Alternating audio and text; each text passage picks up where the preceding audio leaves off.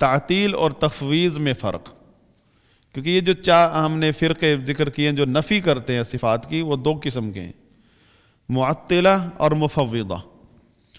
تعطیل سے مراد یہ ہے کہ اللہ تعالیٰ کے ناموں اور صفات کو معطل کرنا اللہ کی ذات سے، جیسے جہمیہ نے کیا، یا اللہ کے ناموں سے صفات کو معطل کر دینا کہ کوئی ناموں کا اقرار ہے، صفات کا انکار ہے، یا بعض صفات کو مان لینا اور بہت ساریوں کو نہ ماننا، جیسے اشاعرہ ماتریدیہ۔ تو یہ ساری تعطیل ہے، صفات کا انکار کرنا۔ لیکن اس انکار کے دو طریقے، دو راستے ہیں، یا تو وہ ان آیات اور احادیث جس میں صفات کا ذکر ہے ان کی تحریف کریں گے، کہیں گے اس کا مطلب تو یہ نہیں، یہ ہے، یہ ہے تحریف، لیکن وہ تاویل کا نام دیتے ہیں، کیونکہ تاویل اہل علم کی زبان میں تفسیر کو کہتے ہیں، تاویل۔ ہم تاویل کو تحریف کے معنی میں لیتے ہیں، تاویل تحریف کے معنی میں بھی ہوتا ہے، حقیقت میں وہ تحریف ہے، کہ مثلا کہنا قرآن میں اللہ کے ہاتھ کا اس بات ہے، ہاتھ کا لفظ ہے ید، یدانی بل یداہ، اور نبی صلی اللہ علیہ وسلم کا معمول تھا اکثر قسم اٹھاتے وقت آپ فرماتے اس ذات کی قسم جس کے ہاتھ میں میری جان ہے، جس کے ہاتھ میں میری جان ہے۔ اب ہاتھ، اللہ کے نبی ہاتھ کہہ رہے ہیں، یہ کہہ رہے ہیں نہیں، اس کا مطلب ہاتھ نہیں ہے۔ اللہ تعالیٰ خود کہہ رہے ہیں اس کے دو ہاتھ ہیں، یہ کہہ رہے ہیں نہ اس کے دو ہاتھ نہیں ہیں۔ تو پھر کیا ہے؟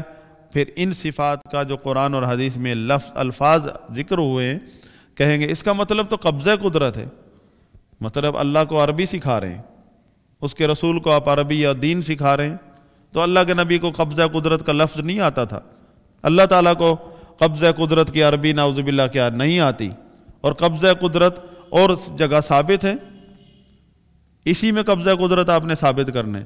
اللہ تعالیٰ ہاتھ کا لفظ بول رہے ہیں، آپ کہہ رہے ہیں نہیں نہ ہاتھ نہیں ہے۔ اللہ تعالیٰ فرمایا بل یداہ، یہود کے رد کرتے ہوئے اللہ تعالیٰ نے فرمایا بلکہ اس کے دو ہاتھ ہیں قرآن میں۔ اور یہ مجاہدین فلاسفہ کے مقابلے میں جنگ لڑتے ہوئے ان کو یہ تحقیق ثابت ہوئی کہ اللہ کے ہاتھ نہیں ہیں، اور اللہ کے رسول کہہ رہے ہیں اس کی قسم جس کے ہاتھ میں میری جان ہے، کہ نہ، یہ جو اللہ کے نبی نے ہاتھ کا نہیں، ہاتھ نہیں ہے، کیا ہے؟ قبضہ قدرت ہے۔ تو یہ قبضہ قدرت کہنا، یہ وہ کہتے ہیں یہ اس کی اصل معنی ہے، ہم کہتے ہیں یہ تحریف ہے۔ اور دوسرا گروہ ان کے اندر ہی ہے، وہ بھی کہتے ہیں اللہ کا ہاتھ نہیں ہے، تو اس سے پوچھے یہ اللہ کے نبی نے کیا بولا ابھی، یہ اللہ تعالیٰ نے کیا ابھی فرمایا کلام اللہ میں؟ وہ کہے گا پتہ نہیں، اللہ کو معلوم ہے، اس کا مطلب اللہ کو معلوم ہے۔ اللہ کے نبی بول رہے ہیں تو اللہ کے نبی کوئی ایسی زبان بول رہے ہیں جو سمجھ نہیں آتی، نعوذ باللہ۔ اللہ تعالیٰ فرما رہے ہیں بل یداہ، یہود کو جواب دیتے ہوئے فرما رہے ہیں، آپ کہہ رہے ہیں جواب کا پتہ ہی نہیں، جواب کیا دیا اللہ نے؟ اللہ تعالیٰ نے تو یہود کا منہ بند کرنے کے لیے جواب دیا کہ بلکہ اس کے دو ہاتھ ہیں، اور تم کہہ رہے ہو نہیں، یہ جو اللہ کا کوئی ہاتھ نہیں ہے، اور یہ جو اللہ تعالیٰ نے فرمایا اس کے دو ہاتھ ہیں، اس کا کوئی پتہ نہیں کیا کہا ہے۔ یہ دوسرا فرقہ ہے انہی میں سے۔ بنیاد کیا دونوں کی؟ اتفاق کس بات پر ہے کہ اللہ کی کوئی صفت، اللہ کی صفت کا انکار، لیکن بیس کیا ہے؟ وہ اس کی بیس تاویل ہے، تحریف ہے، اور اس کی بیس اس کا معنی کا انکار ہے۔ اور کہتے ہیں انکار کیا ہے؟ تفویض۔ تفویض کا مطلب اللہ کو معلوم، ہمیں نہیں معلوم۔ اللہ تعالیٰ نے عربی زبان میں، فصیح زبان میں اپنا جواب اتارا ہے یہود کے منہ بند کرنے کے لیے، اور آپ کہہ رہے ہیں اس جواب کا ہی پتہ نہیں، تو یہود تو ہنسیں گے نا پھر امت اسلامیہ پر۔ آپ نے کون سے دین کی خدمت کی؟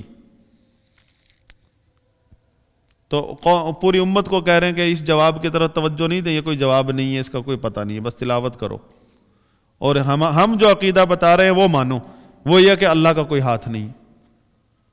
نعوذ باللہ۔ تو آغاز کہاں سے ہوا؟ اللہ کا ہاتھ نہیں، اللہ کی یہ صفت نہیں، اللہ کی یہ صفت نہیں، اللہ کو یہ نہیں، اللہ کی یہ صفت نہیں ہو سکتی، نہ یہ نہیں ہو سکتی۔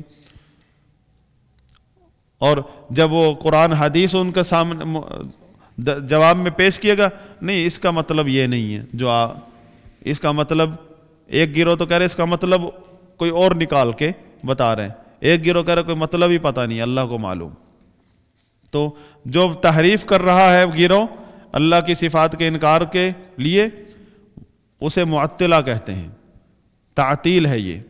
اور جو لوگ تحریف تو نہیں کرتے انکار ہیں صفت کا، لیکن وہ صفت جو قرآن اور حدیث میں جہاں ذکر ہوئی ہے وہاں جا کر اس کا کوئی اور معنی تو نہیں بیان کرتے، کہتے ہیں کہ اللہ کو معلوم، تو اسے کہتے ہیں تفویض، کہ اللہ پر چھوڑ دیا، اللہ پر چھوڑ دیا، اللہ تعالیٰ کو معلوم معنی، کوئی کسی کو جائز نہیں اس کا معنی کرنے کی۔ تو یہاں سے آپ کو یہ اس بات کا بھی اندازہ ہو سکتا ہے کہ کیوں شاہ ولی اللہ دہلوی رحمہ اللہ پر کفر کے فتوے لگے جب انہوں نے قرآن کا ترجمہ کیا، کیونکہ ترجمہ کرنے کے لیے تو ہر لفظ کا وہی معنی لکھنا پڑے گا جو معنی ہے ڈکشنری میں۔ اب ترجمہ کرنے کے لیے تو ید کا معنی ہاتھ ہی کرنا پڑے گا، اور پڑھنے والا کہے گا اللہ کے دو ہاتھ ہیں، پڑھنے والا کہے گا الرحمن علی العرش استوى، رحمان عرش سے اوپر چڑھا۔ پڑھنے والا تو وہی مانے گا جو قرآن میں ہے۔ اب ان حضرات نے تو قرآن کا ایک اور معنی رکھا ہوا ہے نا، اس معنی تک پہنچنے کے لیے ضروری ہے کہ قرآن کا اصلی ترجمہ اس پر بین ہونا چاہیے، نعوذ باللہ۔ اور شاہ ولی اللہ دہلوی نے وہ بین توڑ دیا، اس کے اولاد نے توڑ دیا، شاہ رفیع الدین، شاہ عبد القادر۔ اس کے بعد ایک سلسلہ چڑھ پڑا قرآن فہمی کا، اور پھر حدیث کا علم چل پڑا، اور اس طرح کفریہ عقائد کا جو ہے جمود ٹوٹا۔ اللہ تعالیٰ کام لے لیتا ہے علماء سے، جس سے بھی لے لے۔ تو اس طرح اس بر صغیر میں کفریہ عقائد کا ایک جمود ٹوٹا، لیکن جان ہتھیلی پر رکھ کر کام کیا ان علماء نے۔ آج تو شاہ ولی اللہ کا ایک نام ہے کہ شاہ ولی اللہ کے نام لے کر کوئی ہر آدمی ادب سے نام لیتا ہے۔ اس وقت شاہ ولی اللہ کے اوپر کفر کے فتوے لگے ہوئے تھے، تو جرم کیا تھا ان کا کہ انہوں نے قرآن فہمی کا راستہ کھول دیا، کیونکہ قرآن کے اندر تحریف